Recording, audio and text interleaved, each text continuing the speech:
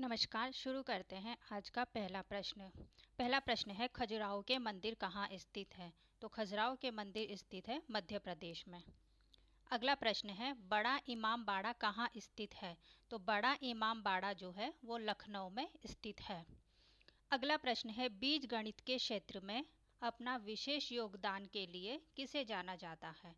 तो जो भास्कर हैं उनको बीज गणित के क्षेत्र में अपने विशेष योगदान के लिए जाना जाता है। अगला प्रश्न है किस वृहद मंदिर की आरंभिक कल्पना और निर्माण सूर्यवर्मन द्वितीय के राज्यकाल में हुआ। तो इसका उत्तर है कि अंकोर वाट का जो मंदिर है वो आरंभिक कल्पना और निर्माण जो उसका है वो सूर्यवर्मन द्वितीय के राज्यकाल में हुआ। अगला प्रश्न है अमरावती बौद्ध स्तूप कहाँ है। तो अमरावती बौद्ध स्तूप है आंध्र प्रदेश में। अगला प्रश्न है सलहर के युद्ध में मुगल सेना को किसने हराया। तो शिवाजी ने सलहर के युद्ध में मुगल सेना को हराया था। अगला प्रश्न है सलहर का युद्ध कब हुआ था। तो सलहर का युद्ध हुआ था 1672 में। अगला प्रश्न है भारत का अंतिम मुगल सम्राट बहादुर शाह जफर द्वितीय का मकबरा कहाँ स्थित है। तो भारत का अंतिम मुगल सम्राट बहादुर शाह जफर द्वितीय का मकबरा जो है वो रंगून म्यांमार में स्थित है। अगला प्रश्न है अहमद शाह अब्दाली ने भारत पर कितनी बार आक्रमण किया। तो अहमद शाह अब्दाली ने भारत पर 8 बार आक्रमण किया था। अगला प्रश्न है नादिर शाह ने भारत पर आक्रमण कब किया। तो नादिर शाह ने भारत पर आक्रमण किया था 1729 में। अगला प्रश्न है शिवाजी के समय कितना राजस्व वसूला जाता था। तो शिवाजी के समय भू राजस्व का 33% जो है वो राजस्व वसूला जाता था। अगला प्रश्न है आगरा की जामा मस्जिद का निर्माण किसने करवाया। तो आगरा की जामा मस्जिद का निर्माण करवाया था जहां आरा ने। अगला प्रश्न है किस सिख गुरु ने फारसी भाषा में जफरनामा लिखा। तो गुरु गोविंद सिंह जी ने फारसी भाषा में जफरनामा लिखा था। अगला प्रश्न है गुरु नानक का जीवन परिचय किस सिख गुरु ने लिखा है। तो गुरु नानक का जीवन परिचय गुरु अर्जुन देव जी ने लिखा है। अगला प्रश्न है औरंगजेब के शासन काल में बंगाल का नवाब कौन था। तो औरंगजेब के शासन के काल में बंगाल का जो नवाब था वो था मुर्शिद कुली खां। अगला प्रश्न है शिवाजी की मृत्यु कब हुई थी। तो शिवाजी की मृत्यु हुई थी 12 अप्रैल 1680 में। अगला प्रश्न है औरंगजेब ने बीबी का मकबरा का निर्माण कब करवाया था। तो औरंगजेब ने बीबी का मकबरा का निर्माण कराया था 1669 में। अगला प्रश्न है सामूगढ़ का युद्ध कब हुआ था। तो सामूगढ़ का युद्ध हुआ था 1658 में। अगला प्रश्न है हैदर अली मैसूर के शासक कब बने। तो हैदर अली जो है वो मैसूर के शासक बने 1761 में। अगला प्रश्न है नादिर शाह कहाँ का शासक था। तो जो नादिर शाह है वो ईरान का शासक था। अगला प्रश्न है माधवराव नारायण पेशवा कब बने। तो माधवराव नारायण जो है वो पेशवा 1761 में बने थे। अगला प्रश्न है गुरु गोविंद सिंह ने खालसा पंथ की नींव कब डाली। तो गुरु गोविंद सिंह ने खालसा पंथ की नींव डाली थी 1699 ईस्वी में। अगला प्रश्न है किस गुरु ने विद्रोही मुगल राजकुमार की सहायता धन व मन से की थी। तो गुरु अर्जुन देव ने विद्रोही मुगल राजकुमार की सहायता धन व मन से की थी। अगला प्रश्न है सैयद बंधुओं का पतन किसके समय में हुआ। तो सैयद बंधुओं का पतन हुआ था मोहम्मद शाह के समय में। अगला प्रश्न है फर्रुख सियार किसके सहयोग से मुगल बादशाह बना। तो फर्रुख सियार जो है वो सैयद बंधुओं के सहयोग से मुगल शासक बना था। अगला प्रश्न है भारत पर आक्रमण करने वाले किस ईरानी शासक को ईरान का नेपोलियन कहा जाता है। तो नादिर शाह को जिसने भारत पर आक्रमण किया था जो ईरानी शासक था उसे ईरान का नेपोलियन कहा जाता है। अगला प्रश्न है किस राज्य के शासक नवाब वजीर कहलाते थे। तो अवध के शासक जो थे वो नवाब वजीर कहलाते थे। अगला प्रश्न है आदि ग्रंथ का समायोजन किसने किया था। तो आदि ग्रंथ का समायोजन किया था गुरु अर्जुन देव ने। अगला प्रश्न है मोती मुख्य रूप से किस पदार्थ का बना होता है। तो जो मोती है वो मुख्य रूप से कैल्शियम कार्बोनेट का बना होता है। अगला प्रश्न है मानव शरीर में सबसे अधिक मात्रा में कौन सा तत्व पाया जाता है। तो मानव शरीर में सबसे अधिक मात्रा में ऑक्सीजन पाई जाती है।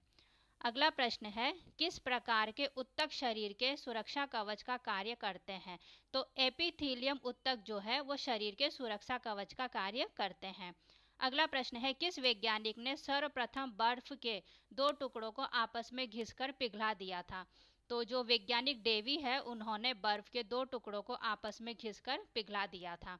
अगला प्रश्न है, सबसे अधिक तीव्रता की ध्वनि कौन उत्पन्न करता है? तो सबसे अधिक तीव्रता की ध्वनि उत्पन्न करने वाला है बाघ। अगला प्रश्न है, सूर्य ग्रहण के समय सूर्य का कौन सा भाग दिखाई देता है?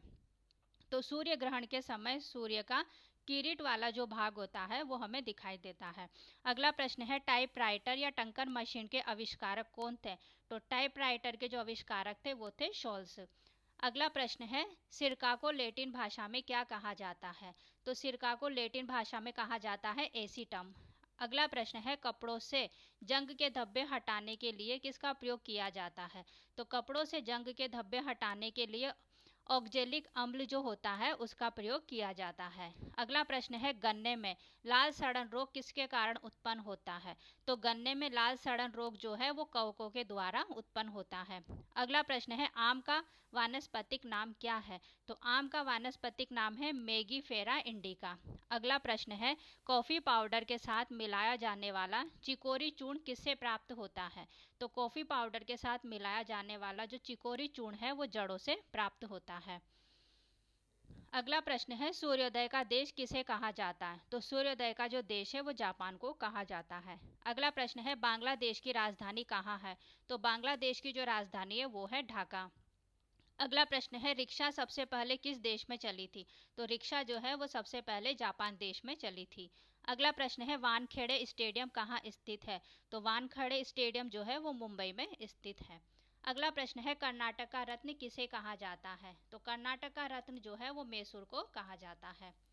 अगला प्रश्न है, वह कौन सा प्रथम सुल्तान था जिसने इक्ता के बदले सिपाहियों को वेतन देना प्रारंभ किया? तो जो अलाउद्दीन खिलजी था उसने इक्ता के बदले सिपाहियों को वेतन देना प्रारंभ किया था। अगला प्रश्न है, किन दो धर्म